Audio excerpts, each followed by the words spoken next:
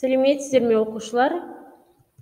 Бүгінгі сабағымыздың тақырыбы презентация дизайны. Бүгінгі сабақта үйренетініміз презентацияны безендіру үшін дайын дизайнды пайдалануды үйренеміз. Балалар, енді мына сұрақтарға жауап берейік. Еліміздегі өзің тұратын аймақтағы қандай ірі су көздерін білесіздер?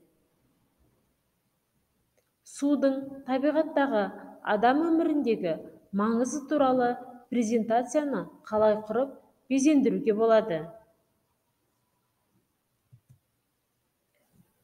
Сонымен, көпшілікке ұсынылатын презентация көрнекі, әдемі болғаны дұрыс. PowerPoint программасында презентацияны безендірудің мол мүмкіндіктері бар. Презентацияны құру үшін файл, құру, жаңа презентация командаларын орындаймыз. Жаңа презентация слайдтарын безендіруге мәзірдің дизайн жинамасындағы командалар қолданылады.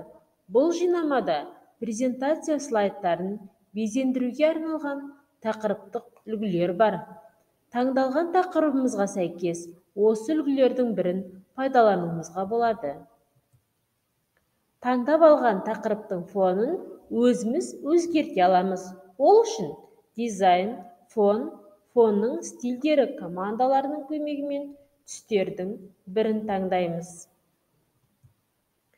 Егер ол түстер тақырыптың дизайнына сәйкес келмесе, басқа түстерді пайдалануға болады. Түстер фоны батырмасын басып, қосымша кіріктірілген түстерден таңдаймыз.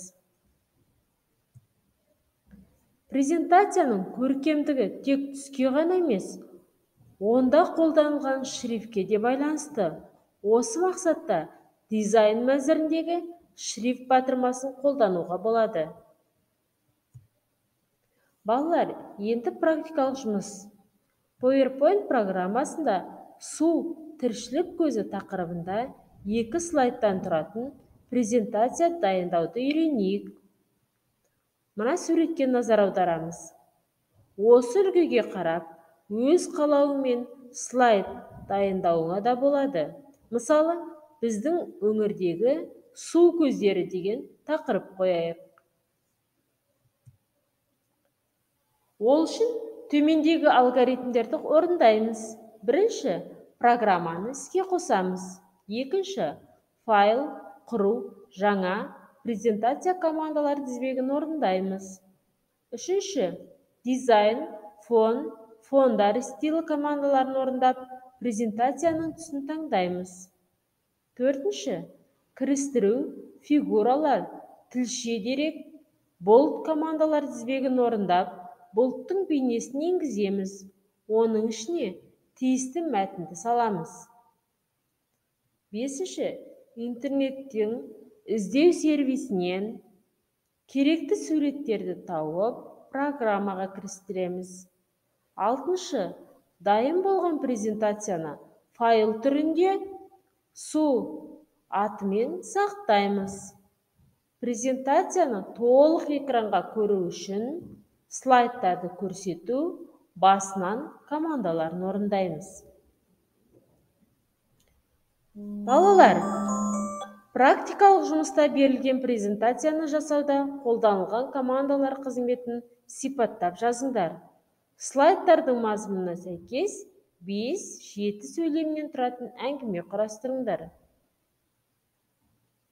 Енді жұбыңмен орында. Су туралы 3 слайдтан тұратын презентацияны жоспарлаңдар. Тақырып үлгілері: судың 3 күйі, біз қандай су ішеміз, сусындар.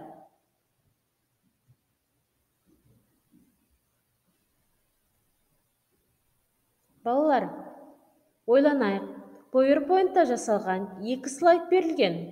Слайдтарды салыстырып, оларға баға бер. Бірінші, слайдтар дизайндағы 3 айырмашылықты ата. Екінші, слайдтардың 3 ұқсастығын көрсет. Үшінші, қай слайдты көпшілік ортада таныстырар едің? Себебін түсіндір. Балалар, бүгінгі сабағымызды мынау смайликтер арқылы қорытындылайық. Сабағымыз аяқталды. Сау болыңыздар.